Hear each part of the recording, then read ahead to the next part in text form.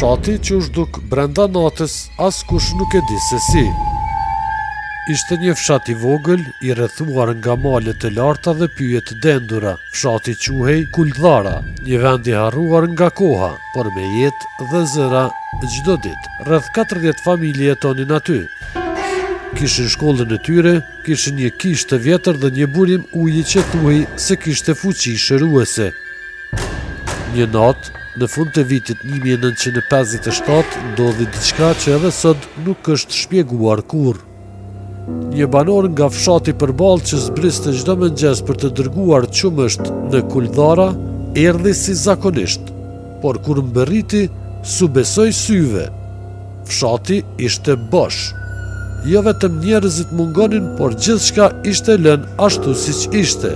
Dritarët hapur, ushqimi mbi tavolinë, lopët të lidhura dhe zjarri në oxhak që ende digjej. Nuk kishte asnjë shenjë dhune, asnjë këmbë gjurme për të treguar ku kishin shkuar. Autoritetet u thirrën, u kërkua me qenë nuhatës dhe ushtar, por asnjë gjurmë, asnjë trup, asnjë përgjigje. Teoritë shpërthyen. Disa thonë se u rrëmbyen nga alienët, të tjerët besojnë se ndodhi një eksperiment sekret ushtarak. Disa fshatarë të moshuar nga zonat afër betohen se atë natë pon një dritë të madhe që ra mbi fshat dhe u zhduk në qiell. Sot ajo zonë është ndaluar për vizitorë. Shumë që tentuan të hyjnë thojnë se ndjejnë një ndjesi të çuditshme, sikur dikush i shikon. Disa thonë se kanë dëgjuar fëmijë duke qeshur, por aty nuk ka asnjë njeri.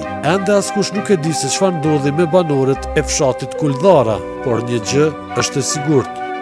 Një fshat i tërë u zhduk brenda natës dhe nuk u kthye më kurrë.